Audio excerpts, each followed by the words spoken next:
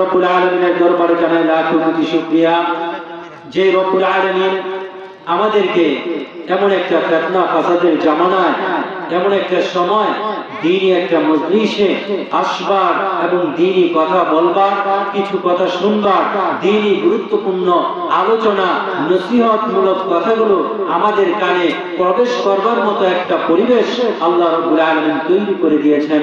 এই জন্য আল্লাহ রাব্বুল আলামিনের দরবারে আমরা সকলেই শুকরিয়া জ্ঞাপন করছি। সকলেই বলেন আলহামদুলিল্লাহ।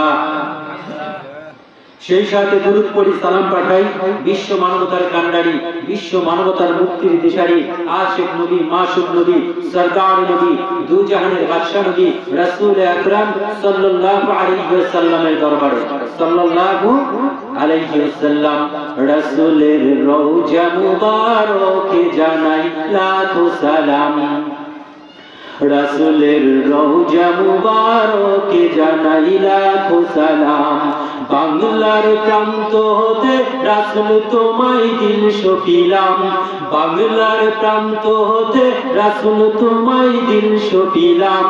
রাসূলের রওজা মুবারকে জানাই লাখো সালাম, রাসূলের রওজা মুবারকে জানাই লাখো সালাম। উম্মতের বন্ধু হয়ে এলে তিনি দুনিয়াতে, এলো তিনি দুনিয়াতে। উম্মতের কান্ডার হয়ে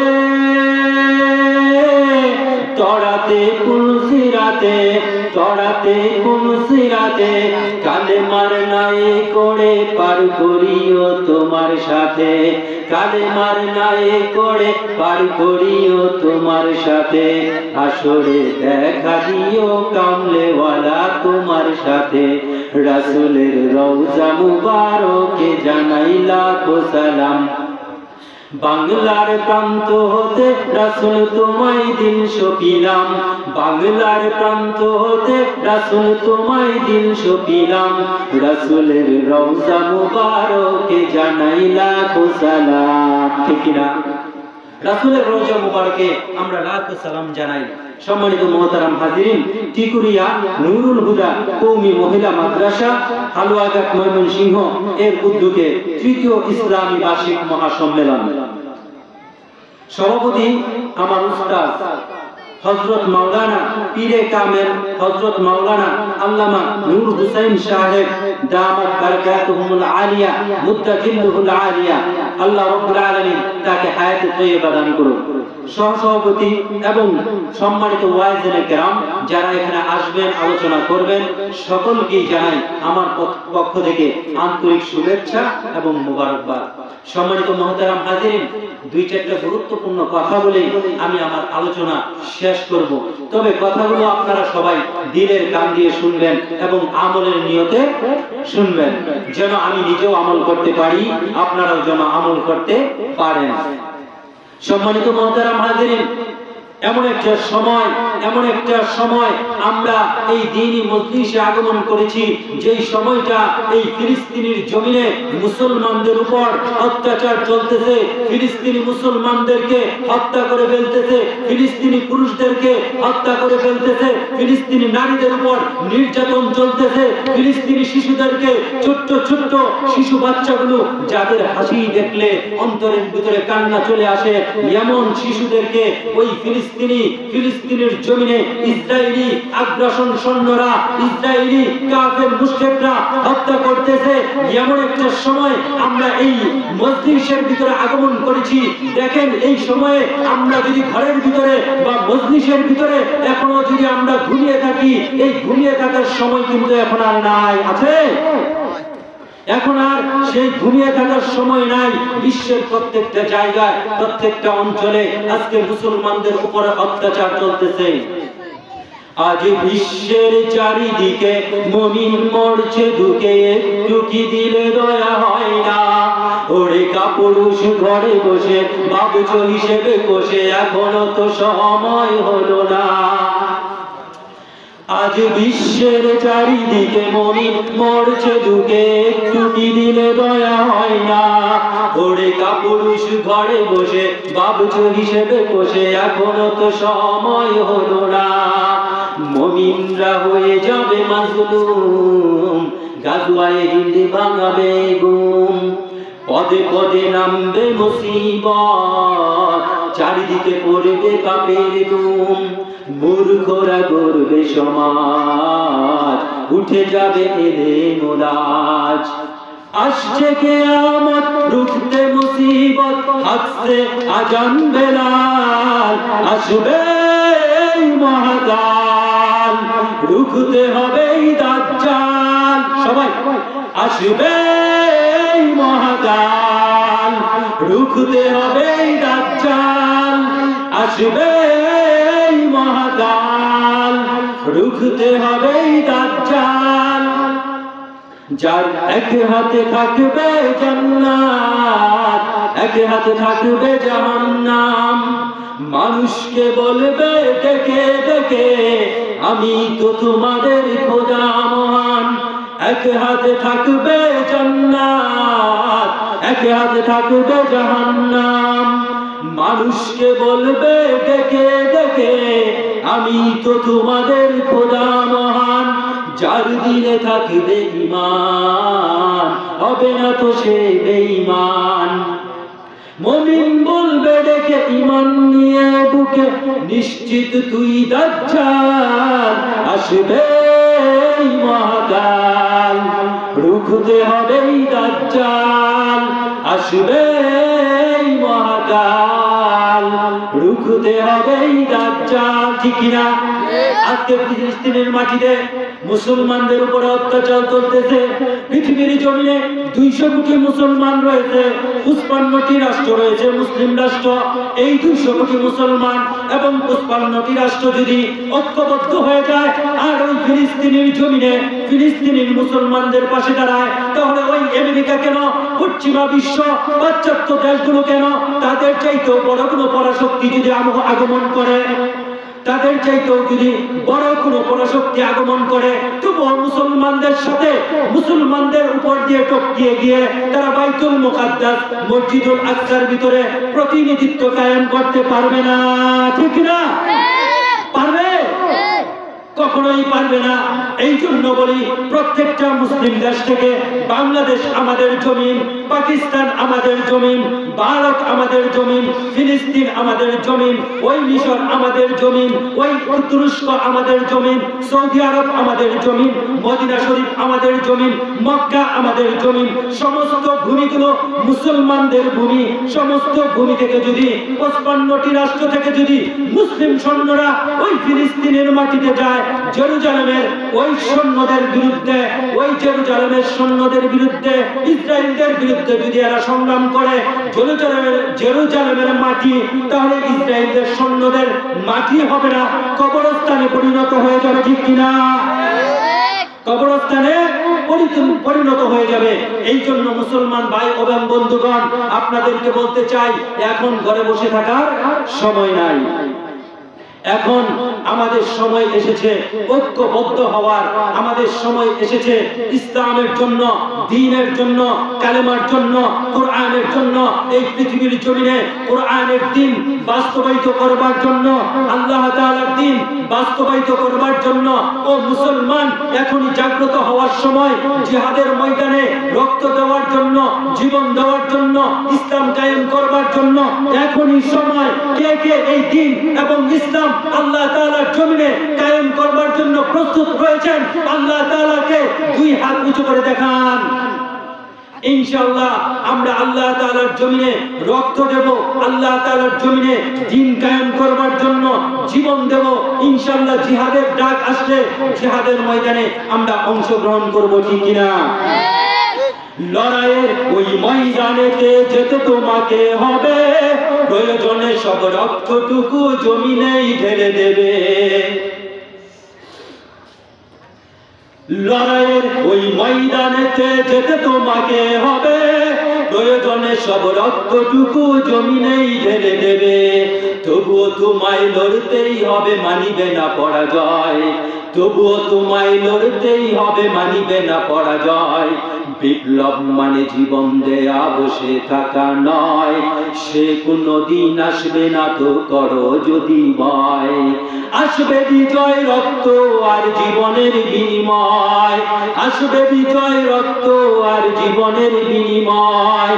বিপ্লব মানে জীবন দেয়া বসে থাকা নয়, সে কোনদিন আসবে না তো করো যদি ভয়।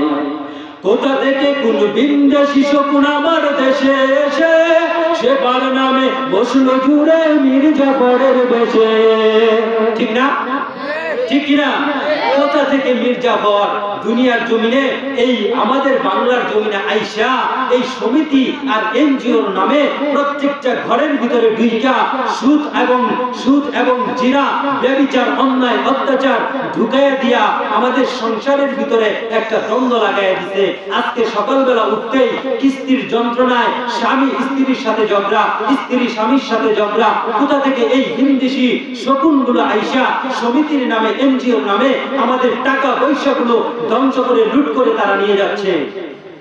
সুদ এমন একটা জিনিস, সুদ মানুষকে দরিদ্র করে দেয়।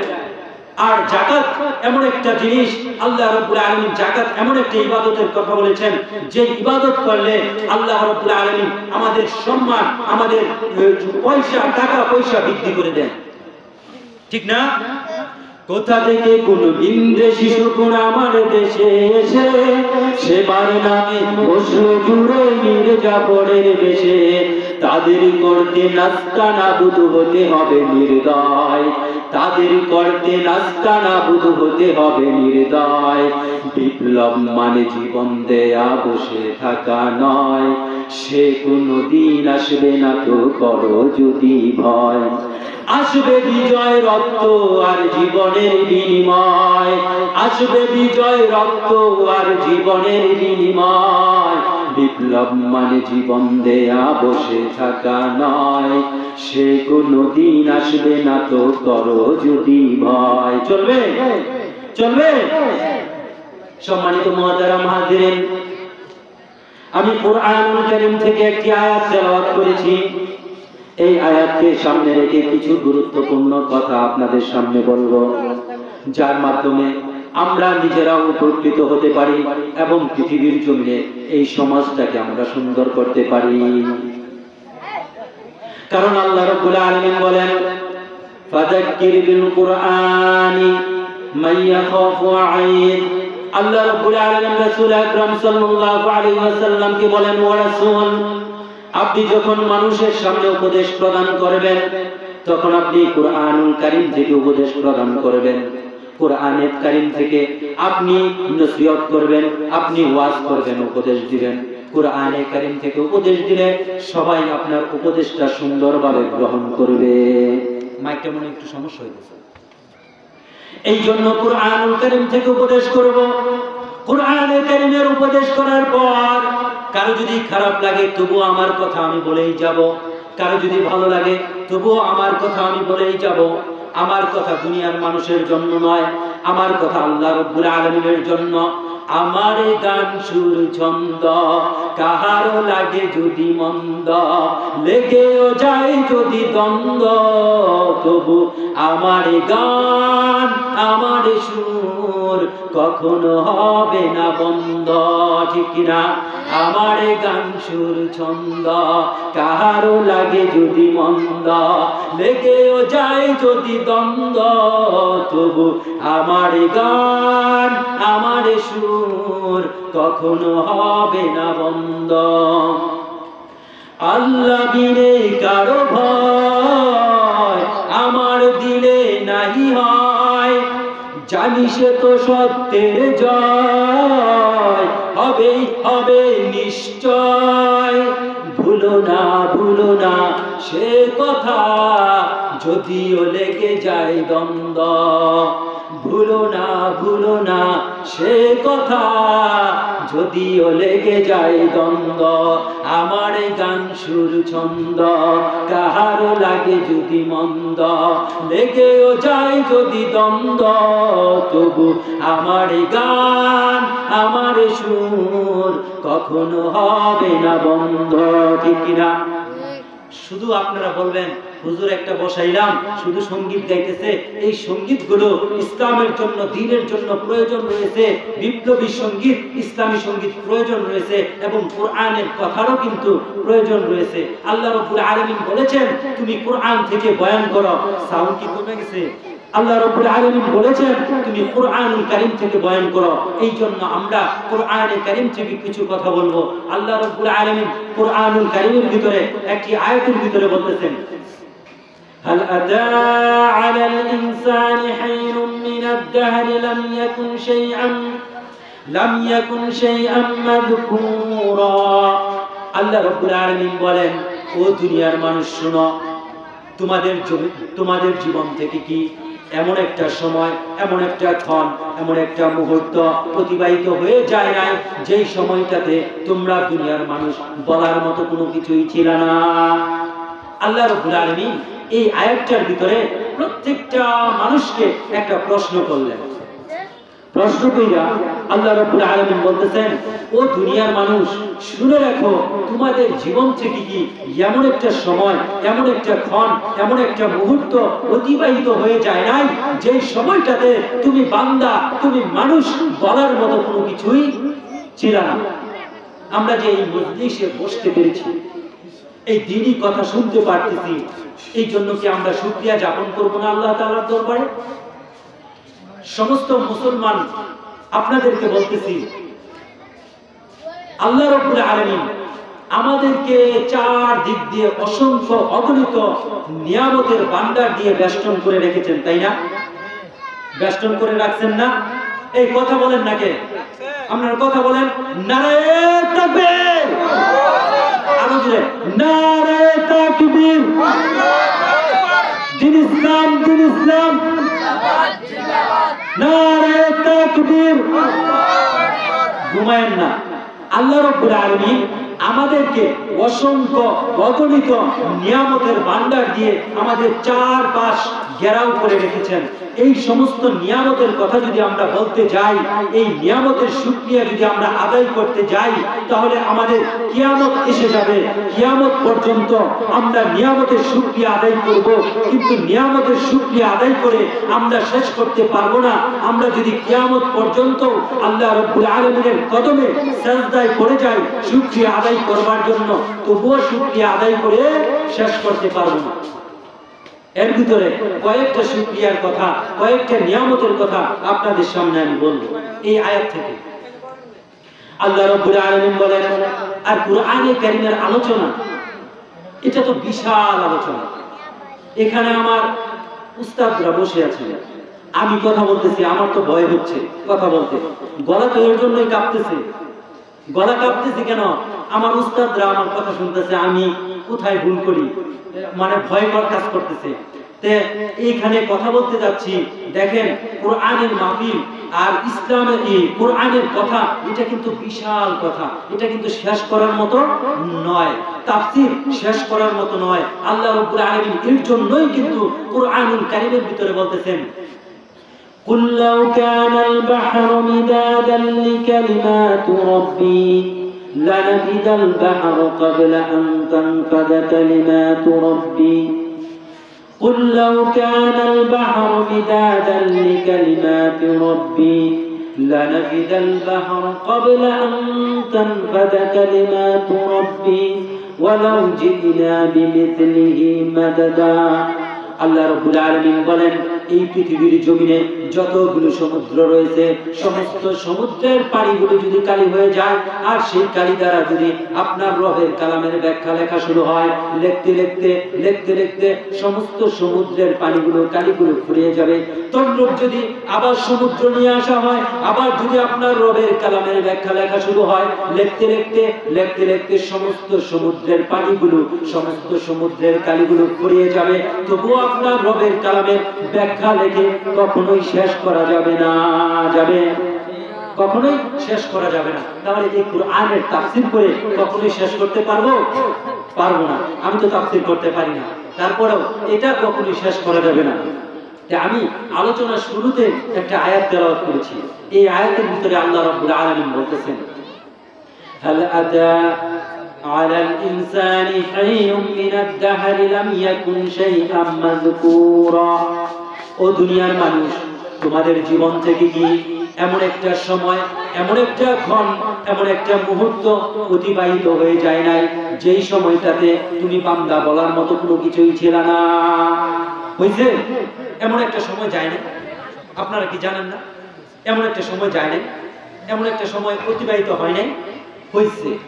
এই প্রশ্নটা আর ইনসান দ্বারা আল্লাহ রাব্বুল আলামিন পৃথিবীর সমগ্র মানুষকে বলতেছেন না।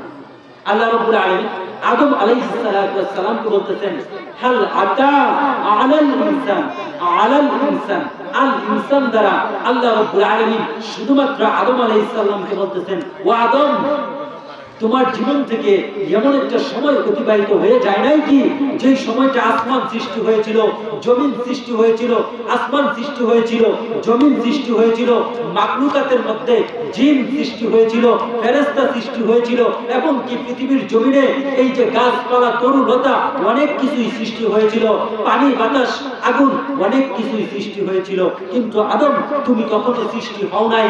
এমন একটা সময় তোমার জীবন থেকে অতিবাহিত হয়ে গেছে যখন তুমি আদম বলার মতো কোনো কিছুই ছিল না।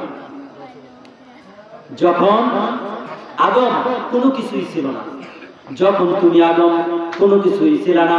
এই প্রশ্নের জবাবে যদি আদম আলাইহিস সালাতু ওয়াস সালাম বলে, ও রব্বুল আলামিন, অবশ্যই এমন একটা সময়, এমন একটা ক্ষণ, এমন একটা মুহূর্ত আমার জীবন থেকে অতিবাহিত হয়ে গেছে যেই সময়টাতে আমি বলার মতো কোনো কিছুই ছিলাম না, আমি বলার মতো কোনো কিছুই ছিলাম না। আদম আলাইহিস সালামকে যখন আল্লাহ রাব্বুল আলামিন সৃষ্টি করলেন, এর পূর্বে বিশাল লম্বা একটা টাইম অতিবাহিত হয়েছে যেই সময়ের ভিতরে আদম আলাইহিস সালাম ছিল না। ছিল না। তাহলে আদম আলাইহিস সালাম নাই, পৃথিবীর জমিনে মানুষ নাই। এই মানুষ যে পৃথিবীর জমিনে নাই, এই সময়টাতে মানুষ বলতে বলার মতো কিছুই নাই। আল্লাহ রাব্বুল আলামিন একটা সিদ্ধান্ত গ্রহণ করলেন।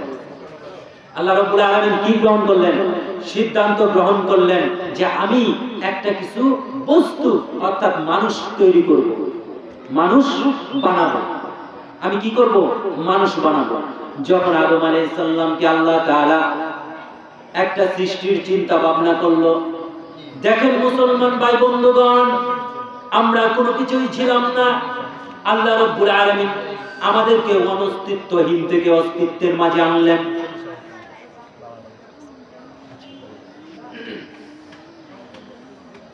আল্লাহ রাব্বুল আলামিন আমাদের কোনো অস্তিত্ব ছিল না, অনস্তিত্বহীন থেকে অস্তিত্বের মাঝে আল্লাহ তাআলা আনলেন।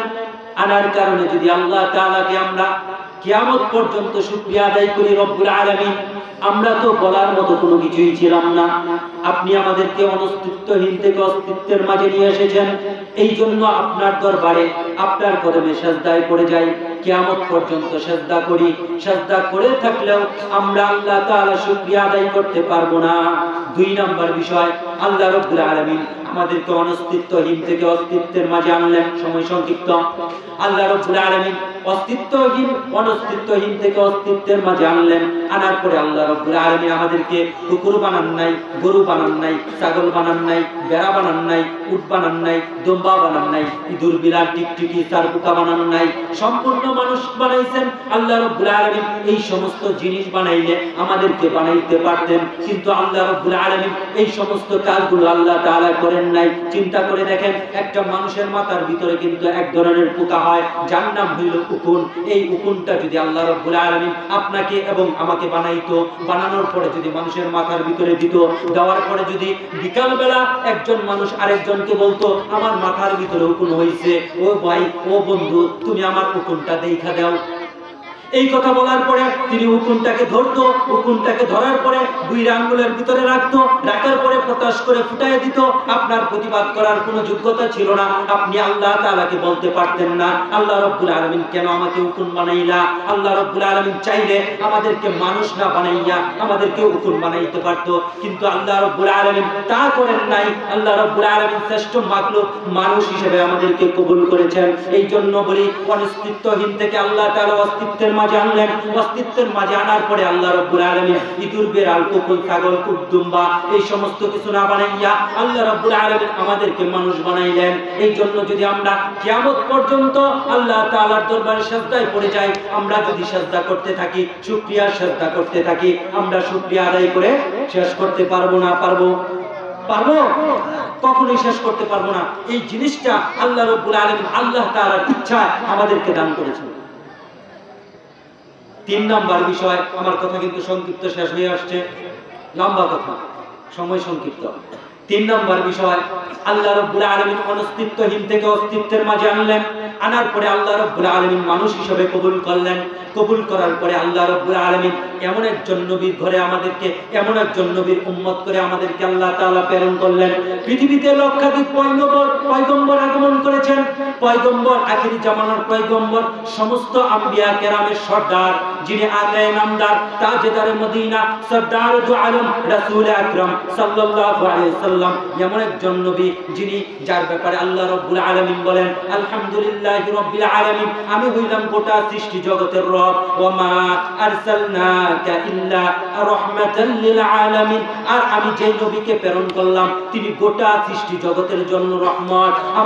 আমার নবী এমন একজন নবীকে আল্লাহ রাব্বুল আলামিন দুনিয়ার জমিনে প্রেরণ করলেন, যিনি আসমানের জন্য রহমত, যিনি মাটির জন্য রহমত, যিনি গাছের জন্য রহমত, যিনি পানির জন্য রহমত, যিনি সমস্ত কিছুর জন্য রহমত। ওই নবীর জন্য, ওই নবীর উম্মত করে আল্লাহ রাব্বুল আলামিন আমাদেরকে প্রেরণ করলেন। এই শুকরিয়া আদায় করতে শেষ করতে পারবেন? এই শুকরিয়া আদায় করে শেষ করতে পারবেন? আল্লাহ চাইলে আমাদেরকে কাফের বানাইতে পারতেন, আল্লাহ চাইলে আমাদেরকে মুশরিক বানাইতে পারতেন, আল্লাহ চাইলে আমাদেরকে হিন্দু বানাইতে পারতেন, আল্লাহ চাইলে আমাদেরকে বৌদ্ধ বানাইতে পারতেন, আল্লাহ চাইলে আমাদেরকে বৌদ্ধ বানাইতে পারতেন। কিন্তু আল্লাহ তাআলা তা করেন নাই, আমাদেরকে মুসলমান হিসেবে কবুল করেছেন। বিরাট একটা নিয়ামত। ঈমান পৃথিবীতে সবচেয়ে দামি সম্পদ। আপনি ধন সম্পদ, টাকা পয়সা অনেক কিছু কামাই করতেন, ঈমান কামাই করতে পারেন নাই, আপনার মূল্য নাই। কিন্তু ঈমান কামাই করেছেন, আপনি দরিদ্র একটা মানুষ, একবেলা খাইলে 3 দিন না খেয়ে থাকেন, তবু আপনি একজন দামি মানুষ, ঈমানওয়ালা। আল্লাহ রাব্বুল আলামিন মুসলমান হিসেবে কবুল করলেন, শ্রেষ্ঠ নবীর উম্মত হিসেবে কবুল করলেন। এই জন্য বলি, তারপরে আল্লাহ রাব্বুল আলামিন আমাদেরকে ব্রেন শক্তি দান করলেন। এমন অসংখ্য নিয়ামত আল্লাহ রাব্বুল আলামিন আমাদেরকে দান করেছেন, যেই নিয়ামতের শুকরিয়া আদায় করে আমরা কোনোদিনও শেষ করতে পারবো না। এই জন্যই আল্লাহ রাব্বুল আলামিন বলেন, ও আদম, তোমার জীবন থেকে কি এমন একটা সময় অতিবাহিত হয়ে যায় নাই যেই সময়টাতে তুমি বলার মতো কোনো কিছুই ছিল না? আদম, এমন একটা সময় তোমার জীবন থেকে অতিবাহিত হয়ে গেছে যেই সময়টাতে তুমি বলার মতো কোনো কিছুই ছিল না। এই সমস্ত কিছু আমি তোমাকে দিয়েছি। এই সমস্ত কিছু পাওয়ার পরে তুমি আমার শুকরিয়া করো না, তুমি আমার শুকরিয়া আদায় করো না। তাহলে তুমি বান্দা যদি আমার শুকরিয়া আদায় না করো, তাহলে আমার ওই ভয়ঙ্কর আযাবের চিন্তা করো। লা ইন শাকারতুম লা আযীদান্নাকুম ওয়া লা ইন কাফারতুম ইন্না আযাবি লাশাদীদ। লা ইন শাকারতুম লা আযীদান্নাকুম, তোমরা যদি আমি আল্লাহ তাআলার শুকরিয়া জ্ঞাপন করো, আমি আল্লাহ তাআলা তোমাদেরকে নিয়ামত বৃদ্ধি করে দেব। কথা লম্বায়িত করি না, দীর্ঘায়িত করি না। তা আমরা কি করব? যে বিষয়টা আমি আমার কথা হচ্ছে, আমি এই যে 1-1.5 ঘন্টা চিল্লাইলাম, এই চিল্লানি বিষয় না। আমি এই মজলিসে যেই সময়টুকু কথা বলেছি, এই সময়ের মাধ্যমে যদি একটা মানুষ আমার কথার মাধ্যমে আমলওয়ালা হয়, একটা মানুষ আল্লাহ তাআলার কদমে সিজদায় পড়ে যায়, তাহলে আমি সফল কাম। কিয়ামতের ময়দানে আমি এই যে কথা বললাম, দ্বীনের কথা বললাম, রাসূল সাল্লাল্লাহু আলাইহি ওয়াসাল্লাম থেকে শুরু করে সাহাবায়ে কেরাম, তাবিঈনগণ, তাবিঈনগণ সবাই আলোচনা করতেন, সবাই মাহফিল করতেন, তারা এই দ্বীনের সাথে করতেন, আর কিছু না। আমিও ওই দ্বীনের সাথে শুধুমাত্র আমার অন্তর থেকে, আমি দ্বীনের সাথে, আমার দ্বীন থেকে আল্লাহ তাআলার জন্য আমি কথাগুলো বলছি।